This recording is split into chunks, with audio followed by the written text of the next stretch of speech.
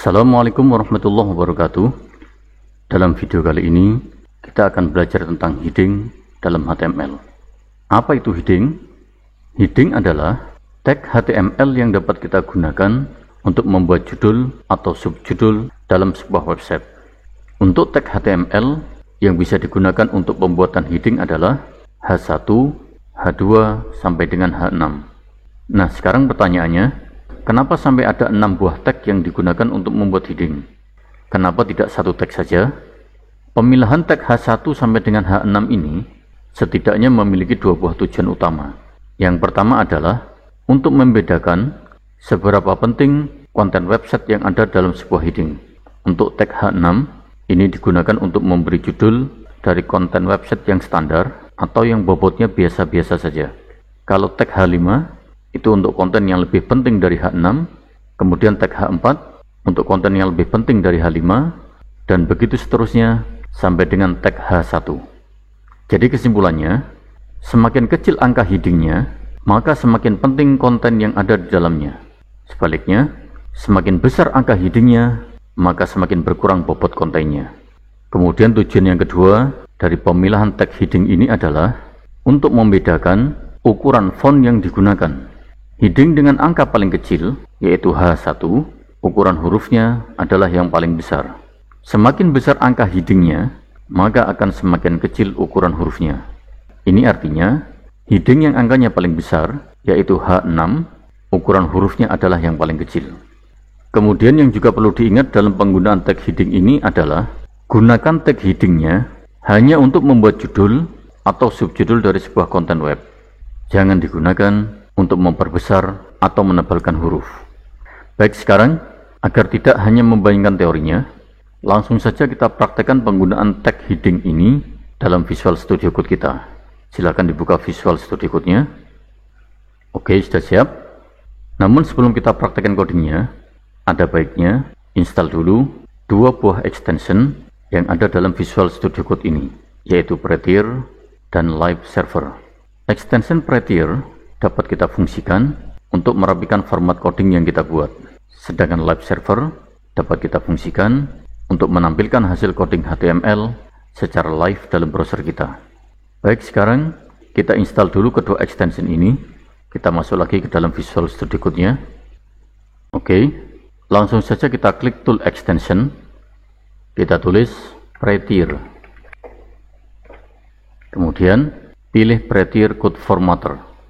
Kemudian install. Oke, sudah terinstall. Setelah itu, ubah default dari formatter yang digunakan dalam Visual Studio Code ini menjadi Prettier. Caranya, klik menu File, arahkan ke Preference, kemudian pilih Setting. Kemudian di bagian text box pencariannya, silakan ketik Format.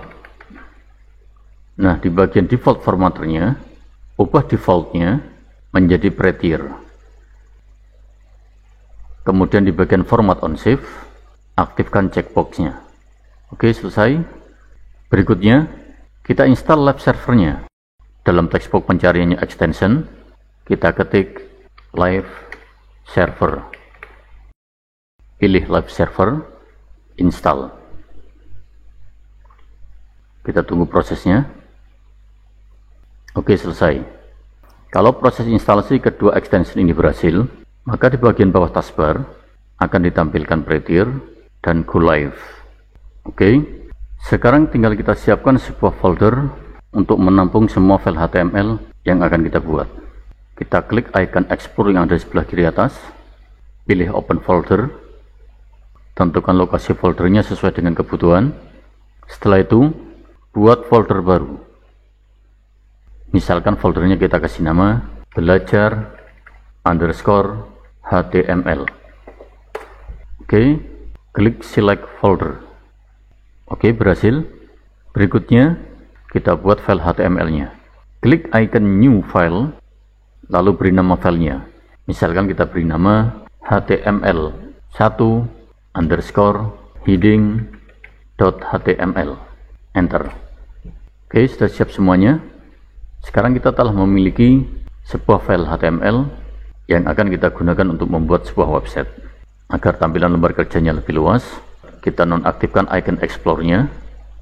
Kemudian kita tutup juga semua tampilan atau file yang tidak kita butuhkan. Baik, sekarang kita praktekkan coding heading-nya. Masih ingat penjelasan dalam video sebelumnya? Untuk membuat sebuah website, seluruh codingnya harus berada di dalam tag HTML. Maka sebelum memasukkan coding apapun, ketik dulu HTML. Nah, secara otomatis Visual Studio Code akan membuat tag HTML lengkap dengan tag penutupnya. Kemudian di dalam tag HTML ini kita siapkan tag head untuk menampung metadata websitenya. Kemudian kita siapkan juga tag body untuk memasukkan konten websitenya.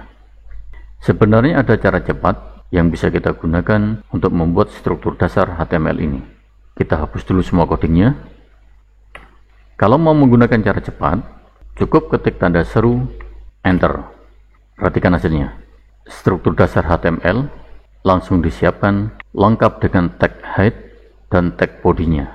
Kemudian kalau kita ingin memberi nama webnya, bisa kita tambahkan pada tag title yang ada di bagian head. Untuk nama webnya, misalkan kita kasih nama heading. Kita save.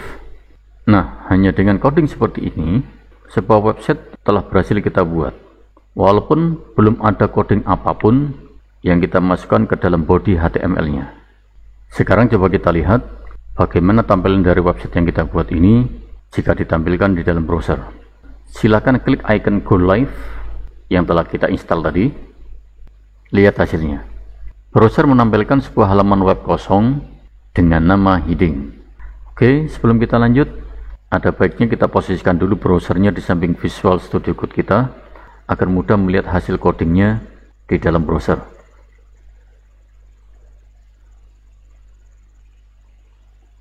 Baik, sekarang kita tulis coding dari ke-6 jenis tag heading yang telah kita bahas di awal video tadi di dalam body HTML-nya. Yang pertama, kita tulis H1, enter. Kita kasih keterangan di dalamnya heading 1. Kemudian H2, kita kasih keterangan heading 2. Kemudian H3, H4, H5, dan terakhir H6. Kita save. Lihat hasilnya. Ukuran huruf dari heading H1 ditampilkan paling besar. Untuk H2 lebih kecil dari H1, H3 lebih kecil lagi, dan seterusnya sampai dengan H6. Semakin kecil angka tag headingnya, maka semakin besar tampilan hurufnya. Sebaliknya, semakin besar angka tag headingnya, semakin kecil tampilan hurufnya. Nah, sekarang coba kita praktekkan penggunaan tag heading ini dalam studi kasus sederhana. Dalam studi kasus ini, kita diminta menggunakan heading untuk membuat sebuah artikel sederhana. Kalau kita perhatikan, tulisan belajar HTML dasar ini adalah judul utamanya. Sedangkan tulisan heading dan paragraf ini adalah subjudulnya. Adapun nama yang tertulis di bagian bawah, ini adalah nama penulisnya. Baik, coba kita kerjakan studi kasus ini di dalam HTML kita. Namun sebelumnya, matikan dulu coding yang kita tulis di awal tadi dengan cara blok semua codingnya, lalu tekan tombol CTRL dan tombol garis miring yang ada di keyboard. Oke, codingnya sudah tidak aktif, kita simpan. Nah, tampilan headingnya secara otomatis akan dinonaktifkan dari halaman website kita. Sekarang kita selesaikan studi kasusnya. Yang pertama, buat judul utamanya. Untuk judul utama ini, karena merupakan data yang paling penting dalam sebuah artikel, maka kita gunakan tag H1 untuk membuatnya. Kita tulis belajar HTML dasar. Kemudian yang kedua, kita buat subjudulnya. Untuk subjudul ini, karena bobotnya tidak sepenting judul utama, maka kita gunakan tag H2 untuk membuatnya. Untuk subjudul yang pertama tadi isinya adalah heading. Kemudian untuk kalimat di dalamnya, Kita bisa menggunakan fitur lip zoom untuk mempercepat penulisannya. Lip zoom ini adalah fitur yang disediakan dalam Visual Studio Code untuk membuat kalimat secara cepat dan random. Caranya, cukup kita tulis lorem, enter. Agar kalimatnya agak panjang, kita tulis sekali lagi, lorem, enter. Kemudian, dengan cara yang sama, kita buat subjudul yang kedua. Kita tulis H2, paragraf. Kemudian di bawahnya, kita tulis lorem, dan tuliskan lorem sekali lagi. Kemudian yang terakhir, kita buat nama penulisnya. Untuk nama penulis ini, karena bobotnya tidak terlalu penting, kita bisa menggunakan tag H5 untuk membuatnya. Kita tulis H5 by, masukkan nama penulisnya. Oke, selesai. Kita save. Nah, perhatikan hasilnya. Judul artikel yang kita tulis menggunakan H1 ditampilkan dengan ukuran huruf yang paling besar. Sementara untuk subjudulnya yang kita tulis menggunakan tag H2, tampilan hurufnya lebih kecil jika dibandingkan dengan ukuran huruf judul artikelnya. Sedangkan nama penulis yang kita tulis dengan menggunakan H5 ditampilkan dengan ukuran huruf yang paling kecil jika dibandingkan dengan lainnya. Baik, seperti itu pembahasan tentang heading dalam HTML. Mudah-mudahan dapat dipahami. Terima kasih. Assalamualaikum warahmatullahi wabarakatuh.